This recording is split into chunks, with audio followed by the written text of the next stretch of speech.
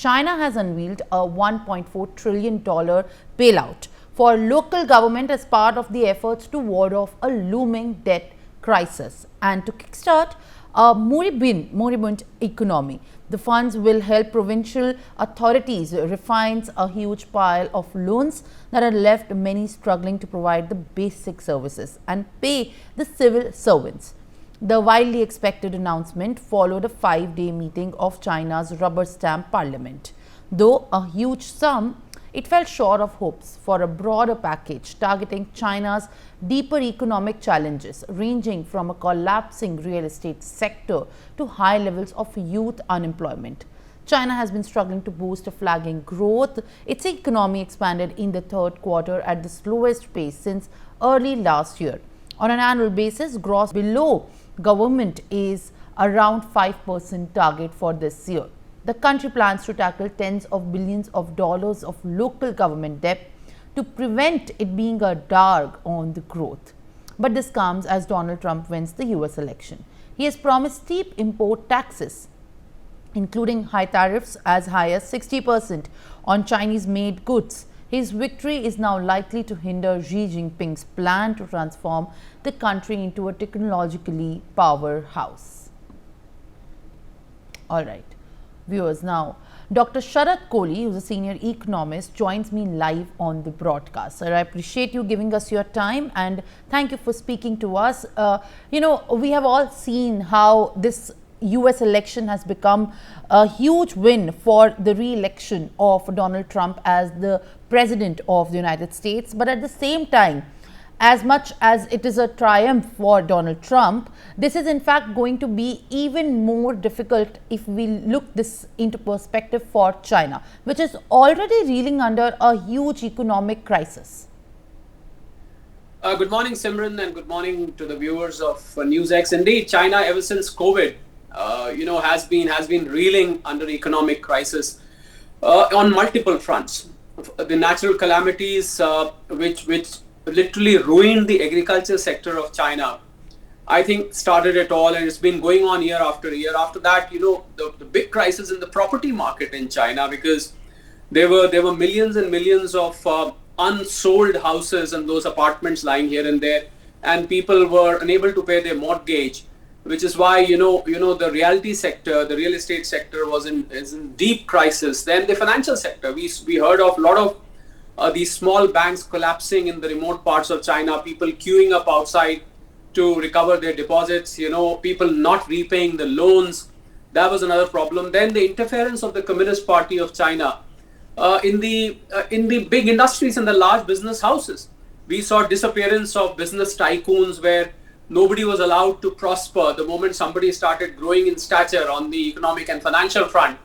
He was subdued, he was curtailed artificially.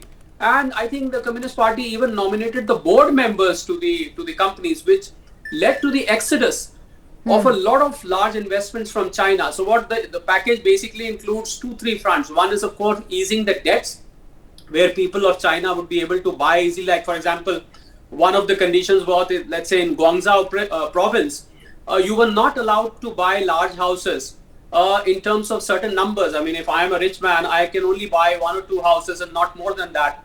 That restriction has been removed now.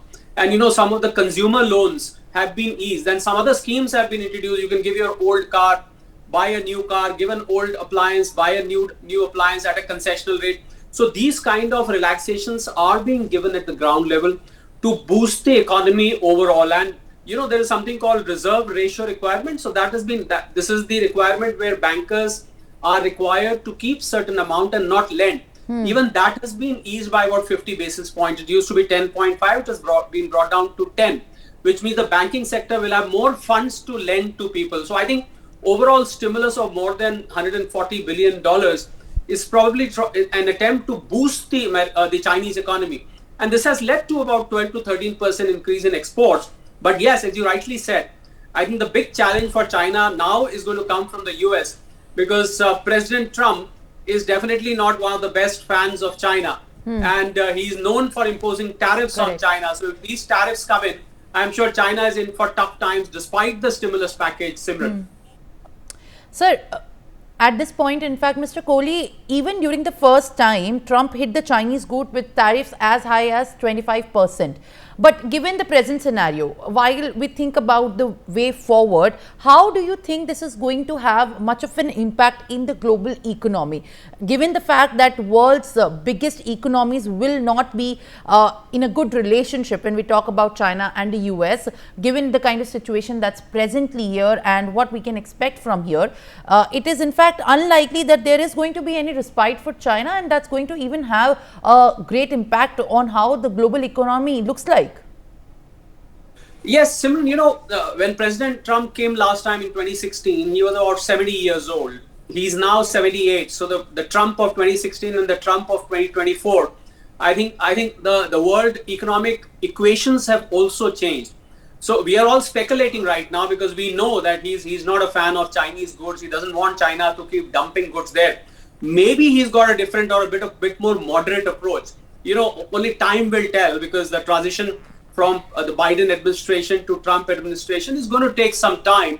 But when he actually comes into power and starts sitting in the White House, that's when we'll come to know what is his approach. But for sure, he is not going to allow open import of Chinese goods. So that's going to throw up a challenge. The world economy would also be affected. For example, India, who knows, may be a beneficiary out of this, because the whole Make in India initiative may get a boost, because if goods are not allowed from China, America has to consume. America does need goods. So there might be, boost in the exports from India for that matter. And a lot of other countries like Vietnam, Malaysia, Indonesia, they might be beneficiaries, or Philippines, they might be beneficiaries of these restrictions.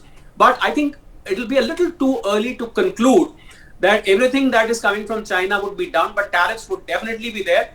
And it will also, aggravate the Cold War between China and America, which we've been witnessing for a number of years now.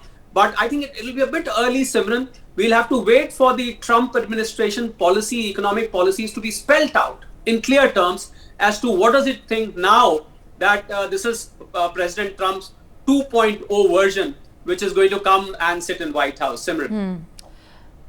Mr. Kohli, as you have rightly pointed out, that this is, who knows if this can be a great advantage for India when we talk about the Make in India initiative. And to only pick up from that, do you feel that, with this equation in place, India can actually boost more of the manufacturing here in the country, and can actually get more plans for setting up more industries here, when we see that the equation of US and China are actually going to be strained further as well? Because as far as the IMF's plans are concerned, they have lowered the levels by the percent which they were expecting the growth of China. Now for 2024, it's touching 5%. So it's in fact a grim news for even China to grapple with the kind of economic growth that it was in fact expecting. Absolutely. In fact, this whole economic stimulus of China is partly neutralized because of the changed equations in the American politics. But as far as your question on India is concerned, I think this is a golden opportunity for the Make in India initiative to get a big boost right now. I'm a startup mentor, and I've been preferring startups which are coming from manufacturing sector. Startup, most of the people think is about an app and some tech related services, some aggregator services. But I think the youth should come forward for manufacturing, because here is your opportunity.